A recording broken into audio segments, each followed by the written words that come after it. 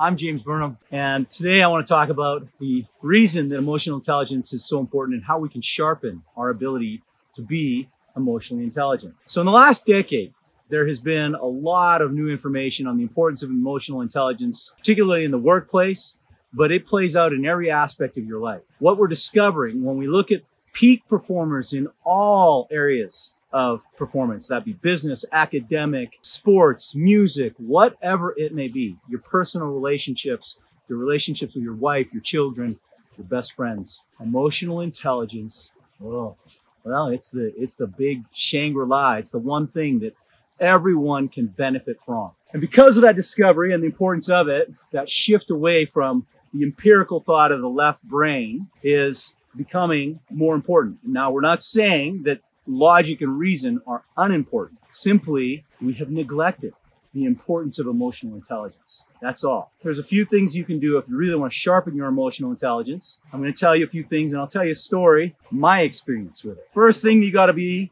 able to do is be aware of your full emotional palette. This is very tricky, particularly when we come from a culture of the one we do, Western world, typically the British sort of concept of the stiff upper lip. Don't show your emotions. Don't wear your heart on your sleeve. Keep going. Nose to the grindstone. Ignore the pain. That is a survivalistic mentality. It's a low emotionally intelligent move in a place of safety and peace. In a place of war and chaos, I can see how that could serve you. But that is not what we are in, unless you're one of those guys that are out there protecting us right now. Right? You know you got to fight. You got to stay strong. But the rest of us, we have to learn to transition. And when you pull out of those situations, out of those war situations, you got to learn what emotional intelligence means in that space. I read a book that I loved called The Choice. It's written by a woman who herself survived Auschwitz. And she was a contemporary of Viktor Frankl, who wrote Man's Search for Meaning. She was 20 years younger, so when she went through, she was a much younger girl, and her experience of survival in Auschwitz is harrowing. The skills she developed in order to survive that situation were astounding, and they served her in that space of violence and imminent death, which was constantly placed before her.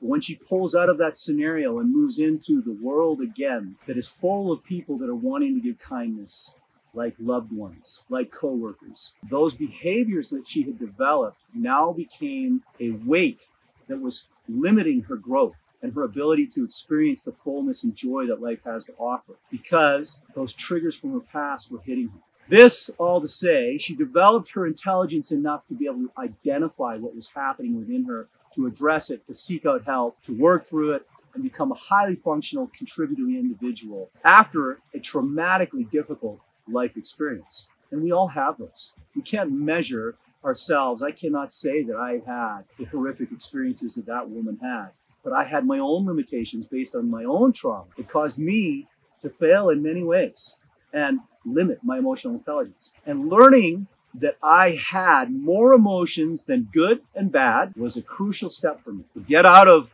this low nuanced emotional scope that we have and get granular. What is it that I'm feeling? Loneliness, anger, frustration, sadness, happiness, joy, despair, all of these things that can hit you. You got to figure out what they actually are and get out of your head and look at that whole palette. Then the second part of emotional intelligence is your capacity to believe that you have the control to feel however you want to, regardless of the place you're in and the thing that you're facing. Easily said, very hard to do. But there have been great examples of this in our past. The one that always comes to my mind that I just love is that of Nelson Mandela. Nelson Mandela spent 27 years in prison because he was a black man in the racist environment of South Africa, where being a black man was a crime if you wanted equal treatment. And he was in prison for fighting this disparity for 27 years. And somehow, though I guarantee he wasn't all chippy and happy every day in prison, he remained in a positive mindset, a growth mindset. He continued to develop himself. He made friends and attachments within prison. He made himself stay in contact with the world outside of where he was. And when he was released, because of changes made to the country, he was elected as the president of the country. Now, a man that comes out of prison, no matter how innocent he may be, does not become the president of a country unless he or she, if it was a woman, has taken the time to be able to recognize my state of physical imprisonment is not my mental state. I have control of how I feel. This is an easy thing to say when you look at, but think of those years he spent never knowing if he'd be released and how he found the capacity to find joy while living in a tiny cell. It's an astonishing story. So if you believe that you have no control over whether you feel angry, sad, happy, you can't move beyond that. You're no longer in control of your emotional intelligence. You are being controlled by your environment. The third thing is your ability to express that. Too often, we choose not to express what we're feeling, choose not to allow that emotion to flow through us. We suppress it. And then we limit our ability to feel the full nuance of all the emotions that we carry within us. And the last part of your emotional intelligence is your ability to feel empathy. Can you see yourself in the other? Can you see the other in yourself?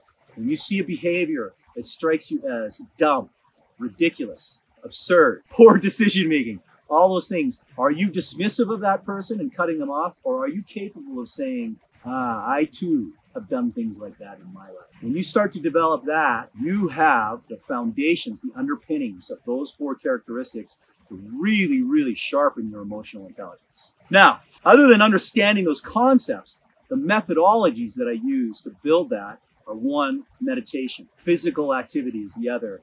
And the third thing that I use significantly to my benefit is an app that I have called Vibeonix.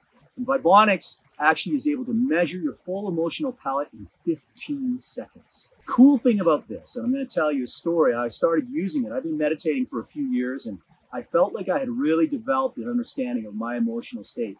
When I first started therapy years ago, I was in group therapy, and my therapist would say, "How are you doing today?" And all of the men in my group, we had to say an actual emotion. We couldn't say I'm doing good or I'm doing bad. We had to actually identify something, and I couldn't do it. I had to look at a list of emotions on a piece of paper and figure out and say, maybe this one, I'm anxious. I don't know. And in doing that, I was able to slowly develop a better understanding of my emotional state. But I had years and years of buildup of denying those emotions to be let through. And I got this app, and it was actually this summer, my father had a very serious stroke. And I checked in on my app. It's a 15-second check-in. I checked in on it, and in 15 seconds, I get a readout, and I look, and my fear was at 100%. And I looked at my brother, and I said, I'm not scared. This is crazy. This app's got to be wrong. But I knew the statistics behind the app, and I knew how accurate it was. And I had to question, is my reading of myself more accurate than the reading of this? And knowing the statistics that 85 to 90% of all people, due to the cultural way we've been raised, have very little understanding of our emotions, I decided to get out of my head, drop into my body, and try to feel what was there.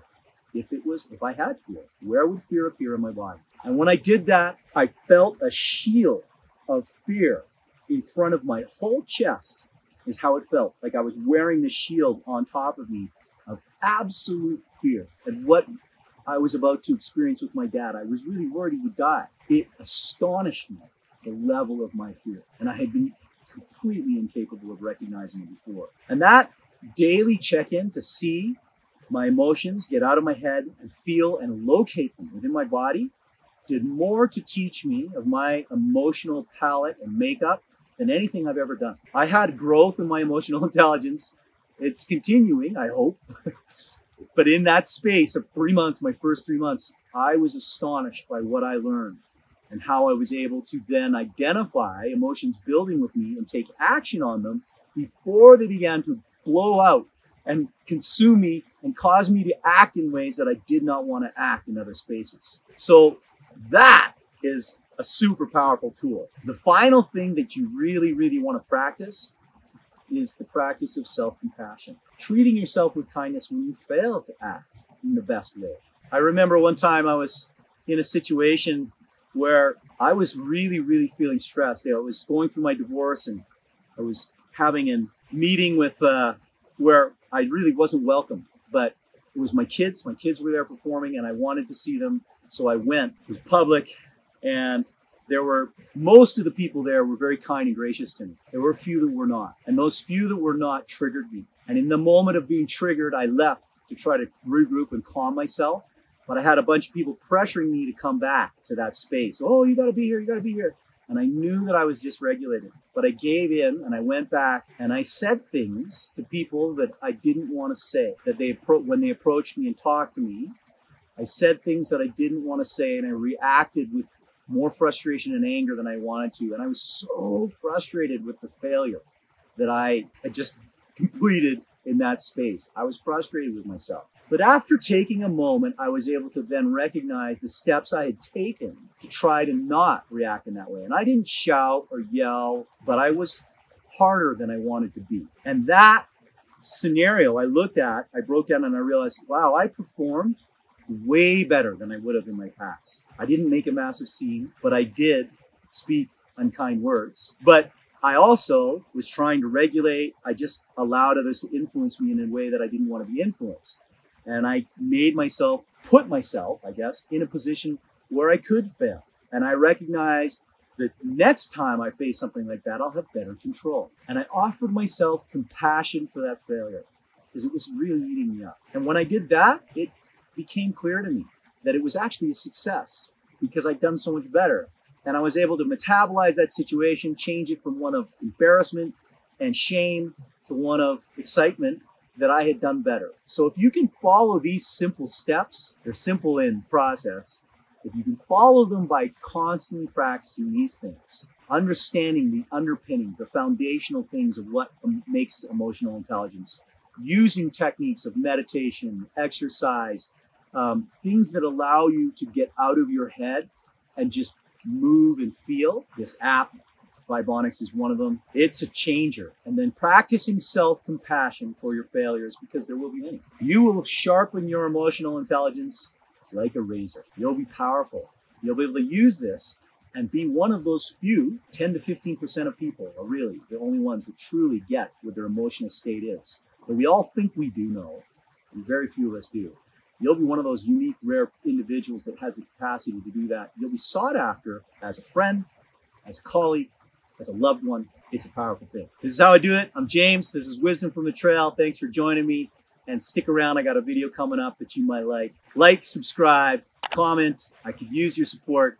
Appreciate it.